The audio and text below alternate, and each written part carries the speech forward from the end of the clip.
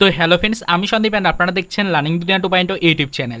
তো ফ্রেন্ডস, আবারও কিন্তু আপনারা যারা ডব্লিউবিপিএসসি ফুড এসআই 2023-এর চাকরি প্রার্থী রয়েছেন, তো মূলত তাদের জন্য আজকে অর্থাৎ 2/4/2024 তারিখের আর্জেন্ট এই ভিডিওটা কিন্তু ক্রিয়েট করা। তো আজকে অর্থাৎ আমাদের এপ্রিল মাসের 2 তারিখে কিন্তু আপনারা সকলেই জানেন যে ফুড এসআইয়ের যে রিক্রুটমেন্ট প্রসেস চলছে 2023-এর, এই রিক্রুটমেন্ট প্রসেসের যে দুর্নীতি হয়েছে সেই দুর্নীতির কারণে বা সেই দুর্নীতি যাতে সম্পূর্ণরূপে বন্ধ করা যায় এবং তারই সাথে সাথে যে এক্সামটা হয়েছিল সেই এক্সাম যাতে সম্পূর্ণরূপে ক্যান্সেল করা যায়, তারই কিন্তু উদ্দেশ্যে আজকে প্রচুর সংখ্যক চাকরিপ্রার্থী কিন্তু পিএসসিতে আন্দোলনে গেছেন। পিএসসিতে কিন্তু ফ্রেন্ডস আন্দোলনে যাওয়ার ডেটটা সিলেক্ট করা হয়েছিল অনেকদিন আগে থেকে। আপনাদেরকে আমরা কিন্তু বারবার এই রিলেটেড ডেটটা শেয়ার করেছিলাম, আপনাদেরকে কিন্তু রিকোয়েস্ট করেছিলাম যে সামান্য কয়েকটা ভিউয়ার্স রয়েছে আমাদের চ্যানেলের এই রিলেটেড, তারা কিন্তু ফ্রেন্ডস জানো অবশ্যই আজকের ডেটে অর্থাৎ 2 তারিখে এই আন্দোলনে অংশগ্রহণ করে এবং যেন কলকাতায় পিএসসি ভবনে যেন যায় এবং সেখানে কি তারা যেন এই দাবিগুলো তুলে ধরে এবং তারই সাথে সাথে অবশ্যই তাদের দাবিগুলো তুলে ধরে তারা যেন রি এক্সামের সিদ্ধান্তটা যেন জানাতে পারে পিএসসিকে। এটা কিন্তু ফ্রেন্ডস আপনাদেরকে রিকোয়েস্ট করেছিলাম এবং প্রত্যেকটা চাকরিপ্রার্থীকে একত্রিত হয়ে কিন্তু এই আন্দোলনে যাওয়ার জন্য অনুরোধ করা হয়েছিল চ্যানেলের পক্ষ থেকে।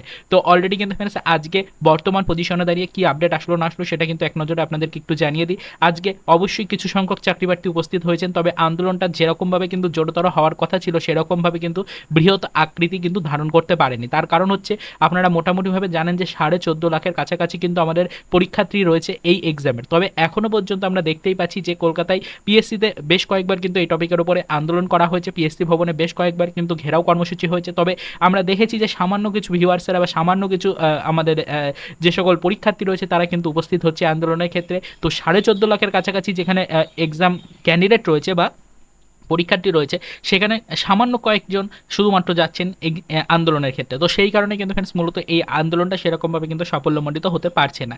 তো আজকে কিন্তু ফ্রেন্ডস বর্তমান পরিস্থিতি আপনাদেরকে একটু জানিয়ে দেওয়ার চেষ্টা করছি। আজকে অবশ্যই বেশ কিছু চাকরিপ্রার্থী উপস্থিত হয়েছিলেন এবং পিএসসিতে গিয়ে তারা কিন্তু ফ্রেন্ডস তাদের আন্দোলন কর্মসূচি কিন্তু করেছেন। তারা কিন্তু অবশ্যই পিএসসির দুর্নীতি মঞ্চের সদস্যদের সাথে একত্রিত হয়েছেন এবং তারই সাথে সাথে অবশ্যই কিন্তু আমাদের বেশ কিছু প্রতিনিধিরাও কিন্তু ফ্রেন্ডস উপস্থিত হয়েছিলেন, তারাও কিন্তু ফ্রেন্ডস একত্রিত হয়েছেন এবং তারা কিন্তু অবশ্যই পিএসসিতে আজকে বেশ কিছুক্ষণ ধরে কিন্তু এই টপিকগুলো নিয়ে বা এই সকল বিষয়গুলো নিয়ে ফুড এসআই রিক্রুটমেন্টের যে দুর্নীতি রয়েছে সেই বিষয়গুলোকে তুলে ধরেছেন, তার সাথে সাথে অবশ্যই রি এক্সামের দাবি জানিয়েছেন। তো সব মিলিয়ে মোটামুটিভাবে বলা চলে কিন্তু একটা বেশ ভালো কিন্তু পরিস্থিতি তারা ক্রিয়েট করতে পেরেছিলেন। তবে সেরকমভাবে আন্দোলনটা কিন্তু গাঢ়তর হওয়া সম্ভব হয়নি, কারণ প্রচুর সংখ্যক চাকরিপ্রার্থীর প্রয়োজন, তবে কিছু সংখ্যক চাকরিপ্রার্থী শুধুমাত্র আন্দোলনে উপস্থিত হচ্ছেন। সেই কারণেই কিন্তু ফ্রেন্ডস বারবার আন্দোলন করা সত্ত্বেও এখনো পর্যন্ত এই আন্দোলনে কিন্তু সেরকম কোনো গুরুতর প্রভাব রিক্রুটমেন্টের উপরে পড়ছে না। তবে আমরা আশা রাখবো আজকের যেই আন্দোলনটা হয়েছে এই আন্দোলনে কিছুটা হলেও প্রভাব কিন্তু ফ্রেন্ডস আমাদের এই রিক্রুটমেন্টের উপরে পড়বে এবং রিক্রুটমেন্টটা সম্পূর্ণরূপে দুর্নীতিমুক্ত করা সম্ভব হবে।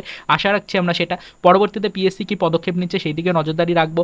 আজকে 2 তারিখ, আজকের ডেটে দাঁড়িয়ে পিএসসিতে কি পদক্ষেপ নেওয়া হয়েছে সেগুলো ইতিমধ্যে আপনারা বিভিন্ন গণমাধ্যম থেকে দেখেছেন অলরেডি, লাইভ বিভিন্ন ভিডিওগুলো দেখে নিয়েছেন অলরেডি আশা করছি। তো আমরা আর সেরকমভাবে কিন্তু কোনো লাইভ ভিডিও আমাদের সিকিউরিটি পারপাসে কিন্তু আপলোড করছি না। তবে আপনাদেরকে শুধুমাত্র এটাই বলতে চাইছি, অবশ্যই আজকে কিছু সংখ্যক চাকরিপ্রার্থী অংশগ্রহণ করেছিলেন এই আন্দোলনে এবং আন্দোলনটাকে কিছুটা হলেও তারা কিন্তু সাফল্যমণ্ডিত করে তোলার চেষ্টা করেছেন। তবে এই আন্দোলনের পরবর্তী কি স্টেপ হতে চলেছে বা এই আন্দোলনের কারণে আদৌ রিক্রুটমেন্টের উপরে কোনো প্রভাব পড়ছে কিনা, পিএসসি কি পদক্ষেপ নিতে চলেছে, সেগুলো পরবর্তীতে কিন্তু সম্পূর্ণরূপে ক্লিয়ার হবে।